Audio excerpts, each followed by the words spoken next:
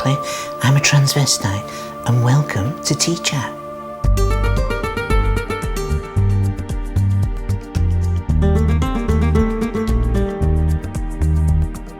Because Sarah and I live quite some distance apart, we're doing this interview using the internet.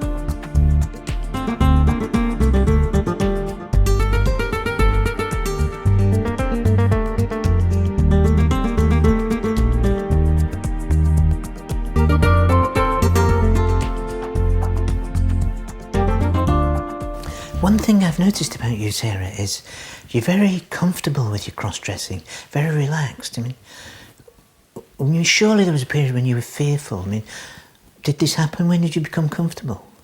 I've never really been fearful about it. It's such a wonderful activity. There's several reasons, of course. I've had the opportunity to dress quite a lot recently.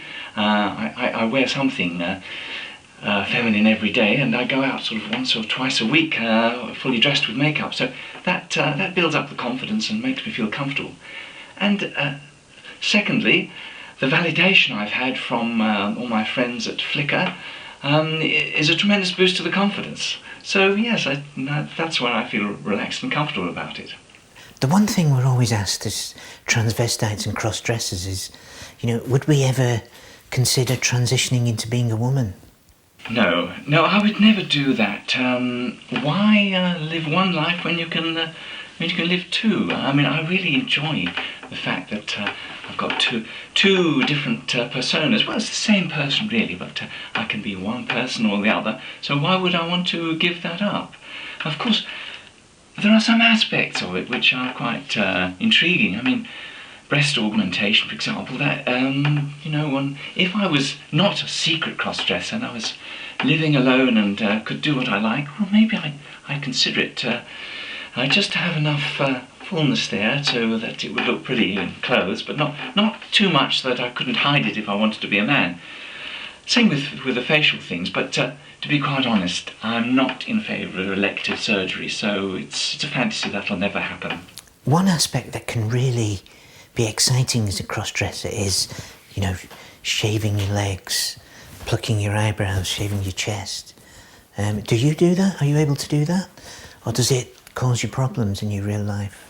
Yes, I do shave my legs and my arms and my chest, and in fact virtually everything except the secret bits, because I just love the feel of smooth skin. And do I pluck my eyebrows? Well, not really, although having said that, I do actually pull out some of the little hairs that are growing just below the main eyebrows. I don't sort of really pluck them.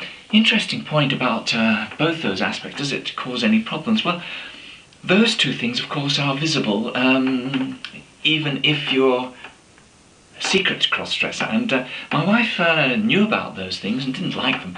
But eventually I persuaded her. I said, look, I really hate being hairy.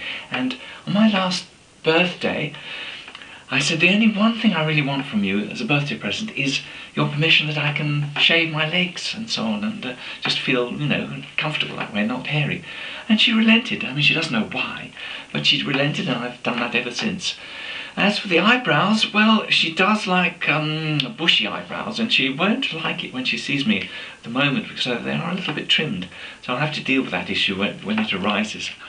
How do you feel when you wear lingerie and high heel shoes and makeup and women's dresses and feminine attire? How do you feel? How do I feel? Well, actually, I feel quite delicious. I mean, the sensations that run through your body, I suspect it's due to the natural opiates that are released when you do these things, the endorphins. It's highly addictive. It's no wonder one feels so good. Secondly, I feel empowered as a woman. When I wear heels, I'm over 6 feet tall, and never like that as a man. So, I feel more powerful and confident and calmer, as many people do. It's a lovely feeling. And thirdly, I feel younger. I mean, who wants to be an old man when you can be a young, attractive woman? It's a splendid feeling. Is there a sexual aspect to your cross-dressing? Well, yes, that's a sensitive question. I'm sure not all girls will want to answer that, but for me, yes, absolutely. Having said that, I mean, I don't walk around with a huge erection or anything like that. That wouldn't be very possible, would it? But there is a latent desire to have sex quite often when I'm undressed, and for me, that's a solo event. Nobody else involved. I've often thought about why many girls say that there is no sexual element to dressing. I'm not sure I entirely believe them, but I think for me, I first dressed when I was approaching puberty, and so the first time I put on female clothes, I was aroused. Now I know a lot of girls start much earlier than that, long before there's any actual possibility of arousal, and so for them it's a different matter. But so I think that's probably why maybe I'm not the same as them all, but there it is. Do you find other transvestites can be attractive? Well, I like the way you said other, that implies that I'm attractive, but yes, if they look like a beautiful woman, then I would find them just as attractive as a beautiful real girl. The fact that they're transvestites is sort of really neither here nor there. I wouldn't find a transvestite that looks like a man in drag attractive. I'm attracted to female beauty, whether it's the gender is male or female. It's irrelevant. Sexuality can be quite a big issue for transvestites. What's your own view on that? Well, as I understand it, the range of sexual preferences amongst the transvestite community is the same as amongst the normal population. That means that the majority of men who like to dress as women are actually heterosexual, like myself. Unfortunately, society doesn't understand this and tends to label transvestites as gay and homosexual, and that's an issue. So sexuality as such isn't an issue for me, but I think as an issue for the community in general. However, this is not entirely true for those amongst us who are transsexuals or transgendered. They, as opposed to those of us who just like dressing in women's clothes, for them sexuality is the main issue. Many transvestites, and I'm one of those, only ever dress alone and in private, and we rarely ever socialise apart from maybe online. But some transvestites actively go out in public as women. I mean, have you ever gone out as a woman? And if you have, how did it feel? Oh yes, I do go out more and more as it turns out. I'm going out this evening after this to a concert. I like to go to this concert hall. It's where where I actually rehearse anyway as in male mode in the orchestra. So I know the place and I know the people and they know me. But it's going out like that. It validates my transformation skills and makes me feel like another person. It used to be nerve-wracking at first, but now I'm quite relaxed about it. And for example, when I go to a concert, there's usually lots of people around who know me in male mode, and they don't seem to recognise me, even though I'm sitting right next to them in the concert. It's great fun, and I'll probably do it more and more. I notice here in your videos, some of them have little kind of scenarios, like you're waiting for your boyfriend to pick you up.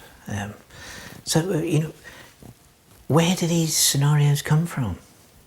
Well, really, I can't say. I got a bit bored with just sort of aimlessly chatting on in front of the camera, and so I thought of start doing a little role playing, and they just sort of pop into my head, and if they sound like fun, then I do them. The thing is, I think you can tell I am a bit of a performer. I went to a school, boys' school it was, where there was a lot of drama there, a lot of dramatics. In fact, it spawned some quite famous actors, people like Hugh Grant and Alan Rickman, to name just two. They were after me, but in those days I also did a lot of dramatics. Are you open about being a transvestite? Do your family know about it? Do you get any problems because of it? Unfortunately, I can't be as open as a cross-dresser as I would like to, and I have to keep it a secret. The thing is, I'm married, and my wife she's, to be quite honest, she's not a very tolerant person, and would look very dimly at this activity if she knew about it. So I have to keep it secret from her, and that means, of course, I have to keep it secret from my friends and family too, because if one person knew, well, you know what it's like, nobody keeps a secret. So there's completely separate lives, and has it caused any problems? Well, it would cause problems if in fact I did spill the beans. I know that she'd be very unhappy, and it wouldn't be fair, actually, because she would suffer, and what would I gain? Well, I'd just have the freedom of knowing that other people knew, so I have to keep it a secret for her as well as for myself. Do you have any advice for closeted and emerging transvestites?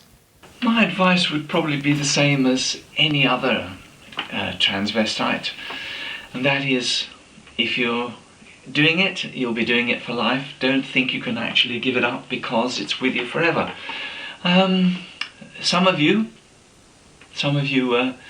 do occasional and repeated purgings of clothes and so on, and because you feel guilty about it. There's no need to feel guilty. You're not harming anybody.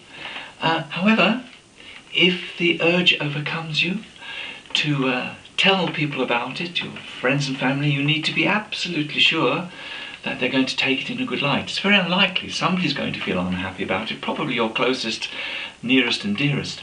And then you will be harming somebody. So you don't need to feel guilty so long as you keep it secret. That's my opinion anyway. Now, my favourite topic here, how do you feel about the word transvestite? Quite frankly, I'm not keen on it.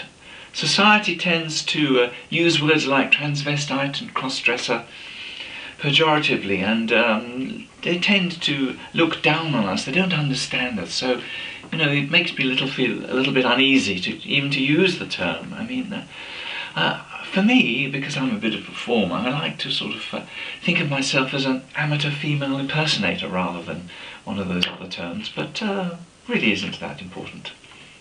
One final question. What do you love most about becoming Sarah? Well, what I love most about becoming Sarah is what it does to my senses.